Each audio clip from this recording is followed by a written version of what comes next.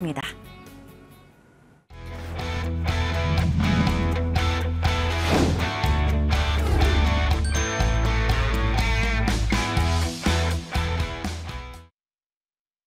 네, 주도 섹터에 대한 고민 이분과 함께 풀어보도록 하겠습니다.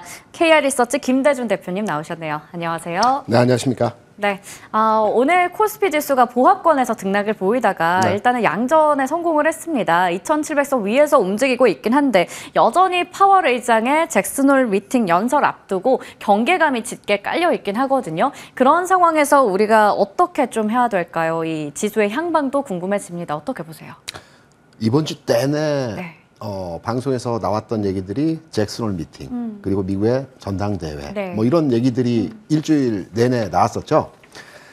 시장에 방향성이 없는 상황 하에서 어떤 이벤트를 기다리고 있는 심리가 아니었나라고 생각이 되고 있고요. 제가 경제 채널을 통해서 잭슨홀 미팅이라든가 미국의 전당대회에 대한 시장의 영향도를 나름대로 많이 모니터링 했는데 이 부분에 대해서 명쾌하게 해석을 하는 분이 물론 있었겠지만 제가 찾아보진 못했습니다. 그래서 오늘 이 시간 이 내용들에 대해서 아주 명쾌하게 제가 설명을 드리고요. 기대되는데요. 제가 뭐 잘한다는 게 아니라 제가 강점이라고 여러분께 말씀드릴 수 있는 부분은 주시장에 오래 있었지 않습니까? 그러면서 과거에 어떠한 형태로의 시장 영향도를 줬는지를 나름은 조금 이해하고 있기 때문에 그 부분들을 제가 한번 설명을 드리면서 어떠한 섹터와 어떠한 종목들에 대해서 다음 주 그리고 내일 공략 부분에 있는지를 한번 설명을 드려보도록 하겠습니다. 맞습니다. 일단은 명쾌하게 또 말씀해 주신다고 했고 어떤 섹터를 공략해야 될지까지 말씀해 주신다고 했는데요. 오늘 소개해 주실 주제 어떤 걸까요? 건설기계 또는 플랜트. 그러니까 전체적으로 경기 부양과 경기 회복에 대한 건설 쪽에 대한 분위기가 앞으로 진행될 가능성이 높다. 단시간 내에서의 흐름만 이어지는 것이 아니고 중장기적 흐름에서의 이쪽에 힘이 실리고 있다는 측면에서 설명을 드리려고 합니다. 최근에 또 대형 건설주가 많이 올라왔어요. 그래서 하반기에는 확실히 금리 인하에 대한 기대감 속에 이쪽의 시계가 다시 움직이는가라는 기대감도 있고 오늘 보면 재건 쪽도 같이 움직이고 하는데 그런 부분들일까요? 비슷한데 결은 비슷한데요. 접근 방식이 다릅니다. 왜냐하면 최근에 88 부동산 대책도 있었고요. 뭐 재건 얘기는 하루 이틀 된 얘기도 아니고 그런데 최근의 상황을 보면 일시적으로 상승을 했다가 다시 하락하는 이런 과정의 반복적 흐름들이 많이 나타났어요. 그런데 제가 이번 흐름에서의 모습들은 일시적이 아니라 중장기적 추세를 가지고 흐름에 있어서 유지될 것이라는 측면에서의 말씀을 드리려고 합니다. 첫 번째, 잭슨홀 미팅. 과연 중요할까요? 일단은 사실 금리가 인하된다라는 건 기정사실화지만 어느 정도로 인하될 것인지 그 폭에 대한 어조가 중요하다라고 알고 있긴 하거든요. 과거에 제가 이제 뭐 5년, 10년, 15년 전에도 잭슨홀 미팅은 있었어요. 근데 이만큼 시장에서 강력하게 부각된 적은 딱 한 번 있었습니다.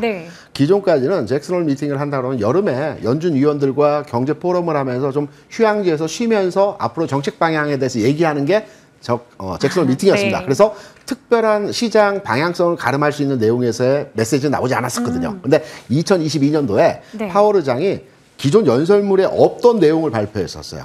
그 당시에 2022년도를 회상하게 되면 금리를 0.75%씩 5월과 6월에 인상을 했거든요. 그러니까 시장에서 극단적으로 물가가 상승하는 거에 대해서 금리를 강하게 인상을 했을 때입니다. 이때 파월 의장이 뭐라고 메시지를 줬냐면 기존 성명문에는 없었는데 물가 수준이 이렇게 상승하는 상황이 계속 연출되게 된다라면 우리 경제, 전세 경제에 아주 큰 충격이 올 것이다. 이거는 성명문에도 없었고요. 준비된 발언도 아니었습니다. 이렇게 되다 보니까 시장에서는 0.75 자이언트 스텝이 아니라 그 자이언트 스텝보다 훨씬 더 큰 울트라 스텝이라고 저 처음 들어봤습니다. 1% 100bp를 인상할 수도 있지 않을까? 라는 시장의 공포 심리를 자극하면서 이 당시에 저 현장에 있었는데요. 2,400포인트 지수 부근에서 뭐 한 일주일 열흘 정도 시간은 걸렸지만 2,150까지 빠졌어요.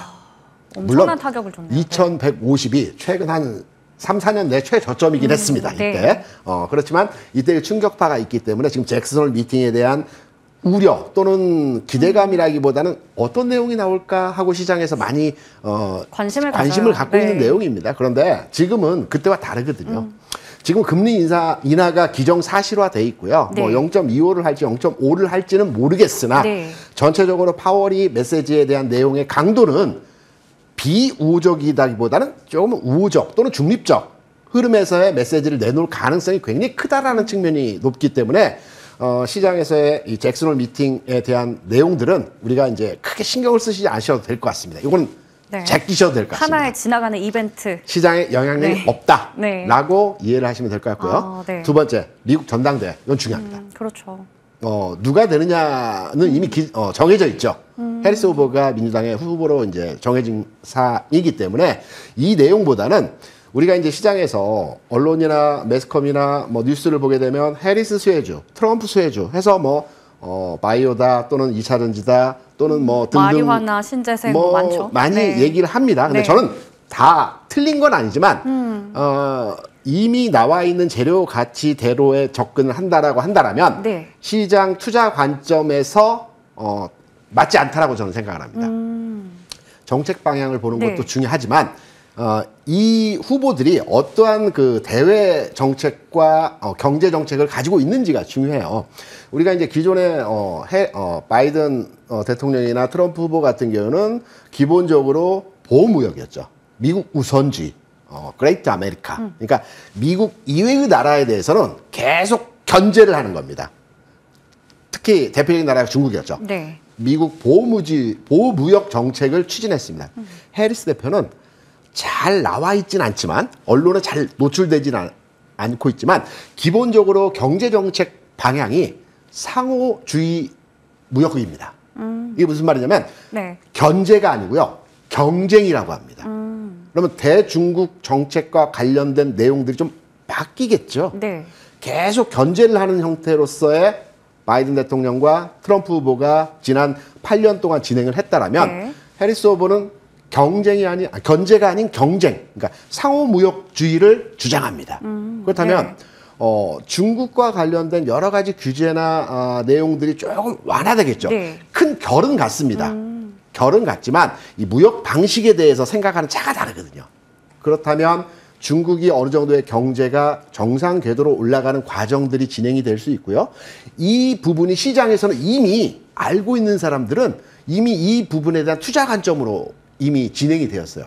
쉽게 말씀드려서 중국 증시 한번 볼까요? 최근 한 열흘, 그러니까 8월 초부터 주가가 하락을 했고 리바운딩, 반등이 나오는 형태에서의 시장의 모습이 진행이 되었죠. 중국 증시를 잘 들여다보게 되면 전 세계적으로 주가가 크게 빠지는 지난 8월 초 그리고 이번 반등 흐름에서 가장 작게 빠졌고요. 가장 많이 올랐습니다.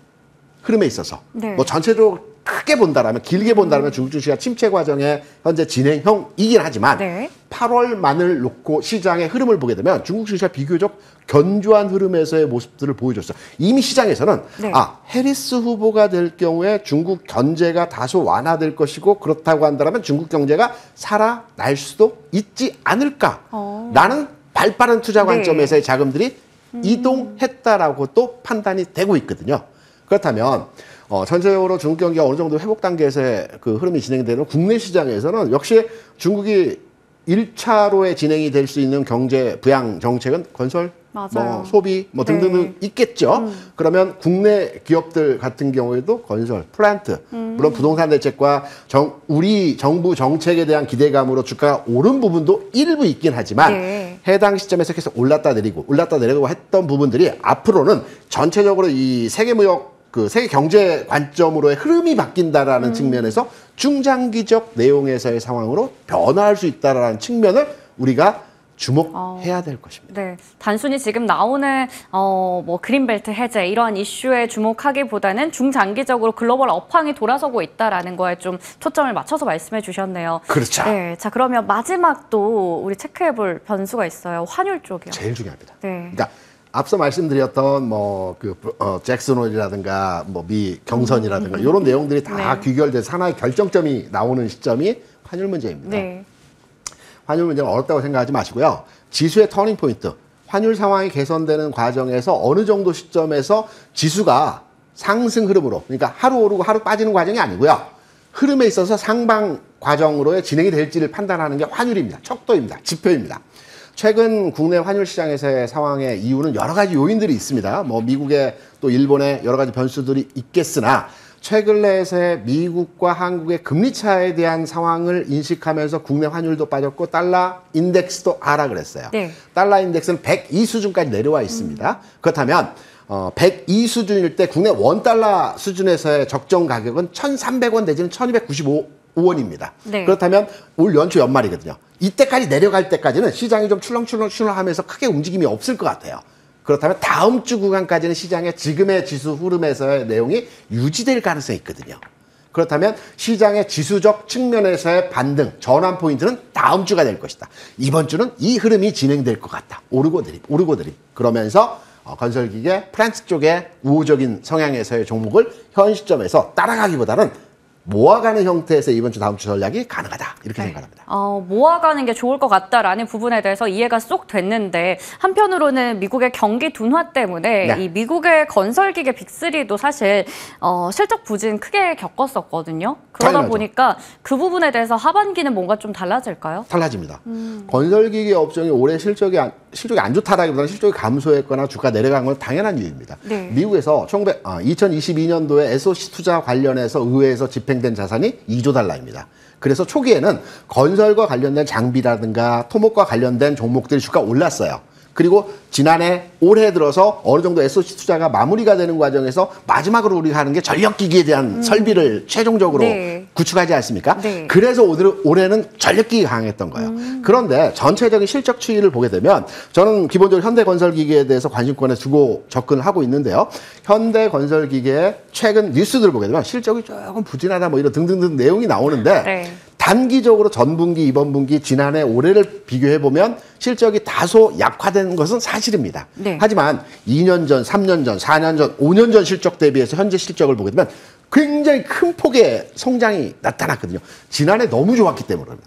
지난해 북미 쪽에 노후된 교량, 철도, 도로들에 대해서 대규모 보수공사가 일어났기 때문에 여기에 대한 건설 장비의 수요가 급증을 했거든요. 올해 전력기기 수요가 늘어난 것과 일맥상통합니다.